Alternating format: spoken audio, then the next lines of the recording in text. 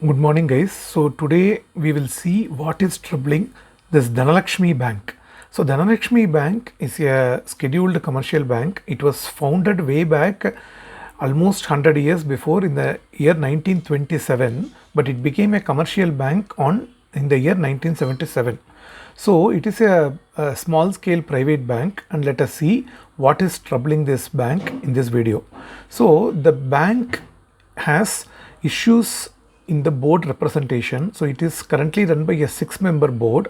It's the Sunil CEO appointed by RBI was last year ousted by the bank's shareholders, and J.K. Sivan has taken over as the CEO.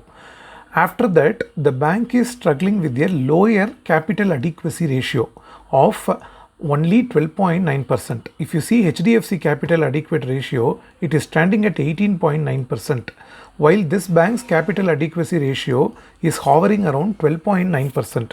To increase the capital adequacy ratio, the bank needs to raise fund by means of rights issue. Okay, so that is one thing going on. Meanwhile, a group of 11 shareholders, they were calling for a extraordinary general body meeting citing these factors. One is rising expenses, second is low capital adequacy, third is financial performance. So rising expenditures and of operating expenditure and all, and despite that, with the RBI's approval, the bank is expanding its network and the branches. So the bank is going to start new branches and recruit fresh personnel, even though the CAR of the bank has been adversely commented on by the RBI. So that is the reason, especially abnormal increase under expenditure has to be discussed. So that is their demand for an EGM. So the general body meeting is going to happen on 12th June. So now from the bank side, there is another thing that is important for the general body meeting of June 12. That is the fundraising for 127 crores by means of rights issue at the rate of 10 to 10.5 rupees a share. So they are going to raise 127 crore.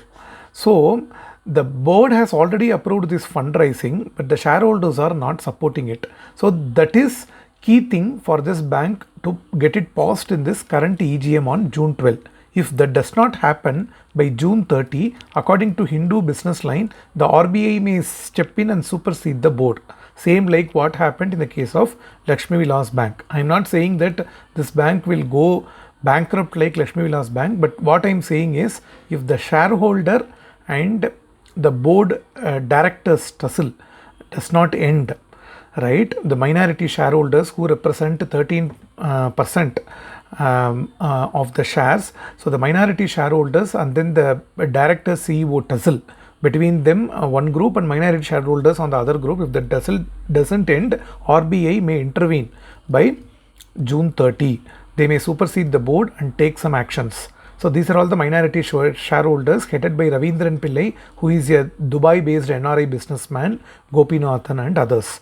So the reason they are opposing this fundraise is because it is said that they cannot get a representation. Okay, so they cannot participate in the fundraising. That is the resistance to the fundraising. Violation of the regulatory shareholding threshold will come into picture. They may not be able to participate in the right issue, so they are objecting to this fundraising. So it is said like that. It remains to be seen what happens on the general body meeting on June 12.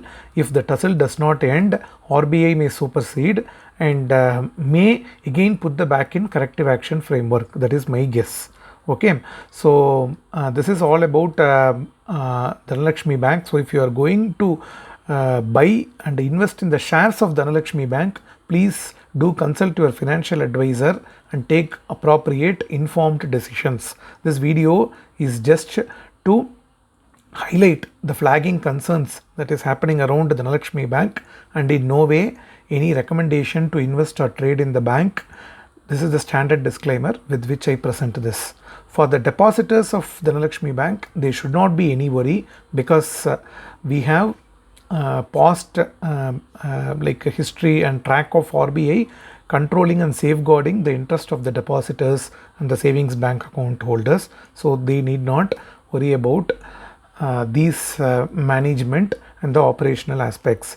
Interestingly, before I end the video, I should also highlight that the bank had posted a net profit this year actually, so of 23.4 crore year on year for the March 2022 financial quarter, but due to the increasing expenditures, low capital adequacy ratio, these things, it is going to the it is not coming to the forefront, it is getting shadowed by these issues.